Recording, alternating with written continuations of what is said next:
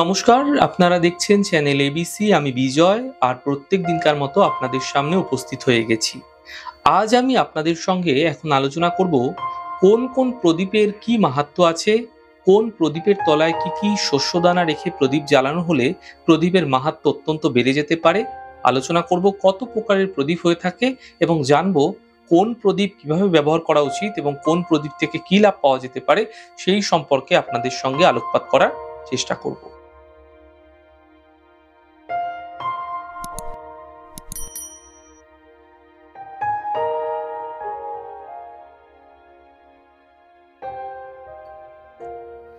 দেখুন, আমরা দীপাবলির সময় প্রদীপ সকলেই প্রায় জ্বালিয়ে থাকি। এছাড়া আমাদের প্রতিদিনকার পূজা উপাসনার ক্ষেত্রে দেবদেবীর কাছে কিন্তু প্রদীপ জ্বালানো হয়। কখন আমরা তেলের বা কখন আমরা ঘিয়ের প্রদীপ জ্বালিয়ে থাকি? সাধারণত আমরা ঘিয়ের প্রদীপ জ্বালাই দেবদেবীর আহ্বান করার জন্য। দেবদেবীকে যখন আমরা আহ্বান করতে চাই সেই সময় কিন্তু আমরা ঘিয়ের প্রদীপ জ্বালিয়ে থাকি। আর তেলের প্রদীপ জ্বালাই তখন যখন শত্রু নাশ করতে হবে। এবং দীপাবলির সময় আমরা দু ধরনের প্রদীপই কিন্তু জ্বালাই। মাটির প্রদীপে সর্ষের তেল দিয়ে জ্বালাই, কারণ যাতে কোনো অশুভ শক্তি মায়ের আগমনের পথে বাধা না হয়ে যায়। এবং ঘিয়ের প্রদীপ দিয়ে থাকি যেন মাকে আহ্বান করা যায়, সেই কারণে। এবার আলোচনা করব প্রদীপে কটি বাতি থাকবে তার কিছু বিশেষ নিয়ম। দেখুন, সূর্যদেবের উদ্দেশ্যে, ভগবান নারায়ণের উদ্দেশ্যে যখনই কোনো প্রদীপ দেওয়া হবে তখন প্রদীপে কিন্তু সাতখানা বাতি থাকবে, সাতটা পলতে থাকবে। মা দুর্গাকে দেওয়া হয় 9টি বাতির প্রদীপ। শঙ্করজি এবং হনুমানজির উদ্দেশ্যে 5টি বাতির প্রদীপ সর্বদা দেওয়া হয়। এছাড়া এগুলো কিন্তু দেবদেবীর উদ্দেশ্যে, যত দেবদেবী আছে তাদের উদ্দেশ্যে 1টি বাতির প্রদীপ কিন্তু দেওয়া যায়। এবার জানবো প্রদীপের তলায় কি কি শস্যদানা রেখে প্রদীপ জ্বালানো হলে প্রদীপের মাহাত্ম্য এবং গুণাগুণ অত্যন্ত বেড়ে যায়। দেখুন, প্রদীপের তলায় আতপ চাল বা গম রাখলে অর্থনৈতিক ক্ষেত্রে ধন বৃদ্ধি হয় এবং স্বয়ং মা লক্ষ্মী আপনার ঘরে প্রবেশ করে থাকেন। প্রদীপের তলায় যদি আপনারা কালো তিল দিচ্ছেন, কালো মাসকলাই দিচ্ছেন, তাহলে কিন্তু শনিদেব, মা কালী, কালভৈরব এবং 10 দিকপালও কিন্তু আপনার উপর প্রসন্ন হবে। তাহলে বুঝতেই পারছেন, আলাদা আলাদা শস্যের আলাদা আলাদা গুণাগুণ কিন্তু আমাদের প্রদীপের নিচে রেখে আমরা পেতে পারি। এবার আমরা একটু জেনে নিই প্রদীপ সাধারণত কত প্রকারের আছে। দেখুন, মাটির প্রদীপ, আপনারা সকলেই জানেন মাটির প্রদীপ আমরা প্রায় সারা বছরই ব্যবহার করে থাকি বিভিন্ন পুজোর ক্ষেত্রে। আটার প্রদীপ, আটাকে ভালো করে মেখে সেটা দ্বারাও কিন্তু প্রদীপ প্রস্তুত করে আমরা দেবদেবীর উদ্দেশ্যে প্রদান করি। সোনার প্রদীপ সকলের ক্ষেত্রে ক্রয় করা সম্ভব না।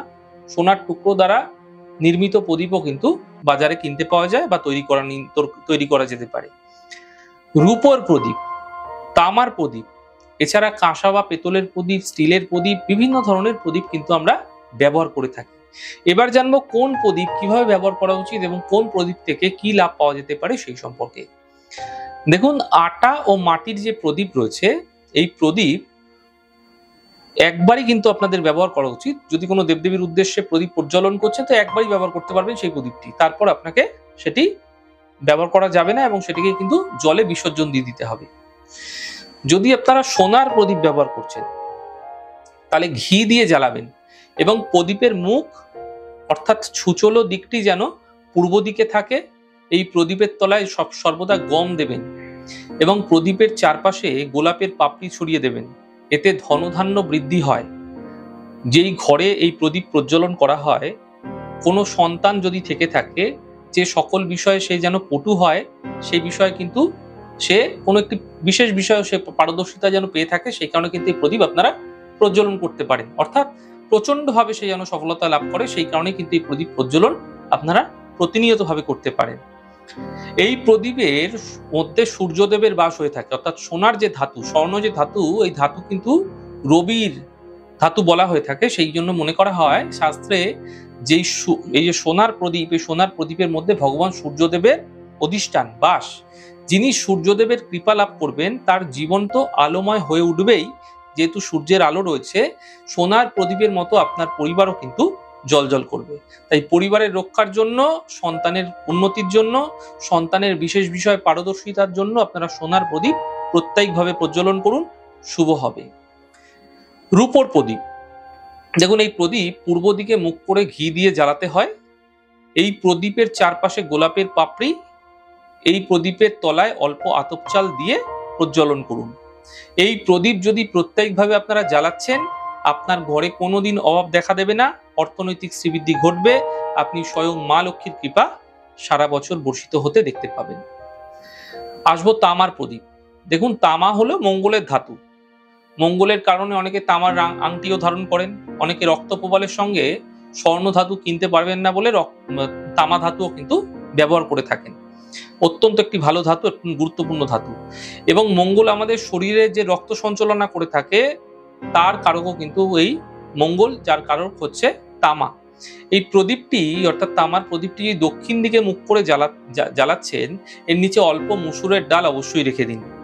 এই প্রদীপ তিলের তেল দিয়ে আপনারা জ্বালাতে পারেন এবং চামেলির তেল দ্বারাও জ্বালাতে পারেন। এটি জ্বালালে যারা রক্ত কল্পতায় ভুগছেন, যাদের রক্ত সম্বন্ধীয় সমস্যা আছে, তারা প্রচন্ডভাবে উপকৃত হবেন। দক্ষিণ দিক কেন? দক্ষিণ দিক হচ্ছে মঙ্গলের দিক, ভগবান হনুমানজির দিক। তাই ভাই ভাই যদি শত্রুতা হচ্ছে তাহলে এই প্রদীপ জ্বালাতে পারেন।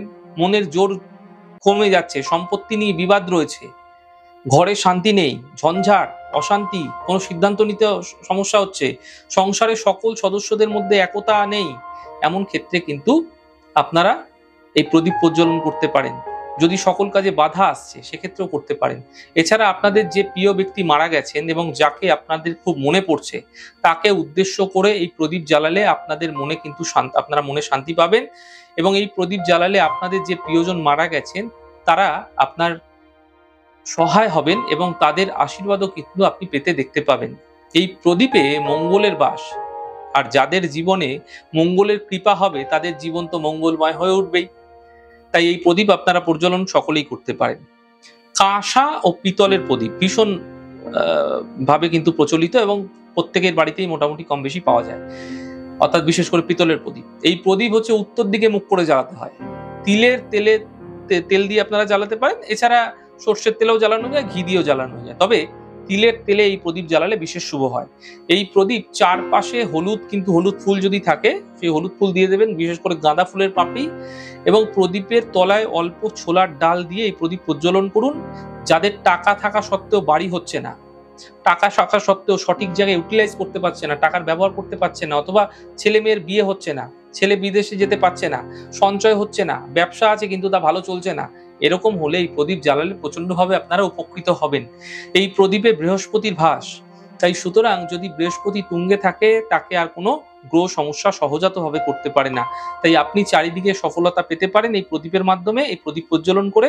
তাই এই প্রদীপ ঈশান কোণের দিকে মুখ করে জ্বালাতে পারেন অথবা আপনারা উত্তর দিকে মুখ করে জ্বালাতে পারেন। এতে আপনার সন্তানের পড়াশোনার প্রতিও কিন্তু একাগ্রতা বৃদ্ধি পাবে এবং পড়াশোনায় সে ধীরে ধীরে ভালো ফল হতে দেখতে পাবেন। স্টিলের প্রদীপ, দেখুন এই প্রদীপ পশ্চিম দিকে মুখ করে জ্বালাতে হয়। এই প্রদীপ সর্ষের তেল দ্বারা জ্বালাতে পারেন, এর নিচে অল্প কালো তিল ও মাসকলাই রেখে আপনারা জ্বালাতে পারেন। এই প্রদীপ জ্বালালে শনির যে কুপ্রভাব রয়েছে, খারাপ প্রভাব রয়েছে, খারাপ দৃষ্টি রয়েছে যেটা বলা হয়ে থাকে, সেগুলি কম হতে দেখা যায় এবং মা কালীও কিন্তু সহায় হয়ে থাকেন। বিশেষ করে দক্ষিণা কালী দেবী যেটা আছে আমাদের তন্ত্রে, সে কিন্তু অবশ্যই সহায় হয়। এই প্রদীপ উত্তর পশ্চিম দিকে মুখ করে জ্বালাতে পারেন অথবা পশ্চিম দিকে মুখ করে জ্বালাতে পারেন। আপনার পায়ের ব্যথা যদি থেকে থাকে সেক্ষেত্রেও কিন্তু এই প্রদীপ জ্বালালে উপশম পাবেন। সর্ষের তেলে প্রদীপ জ্বালাবেন। এই প্রদীপ দক্ষিণ পশ্চিম মুখ করে জ্বালালে স্বামী স্ত্রীর মধ্যেও কিন্তু প্রেম বৃদ্ধি হতে দেখা যায়। তাহলে আজ আমি আপনাদের সঙ্গে বিস্তারিতভাবে আলোচনা করলাম কোন কোন প্রদীপের কি কি গুণ আছে এবং জানলাম কোন সময় কোন প্রদীপ জ্বালানো উচিত সেই সম্পর্কে।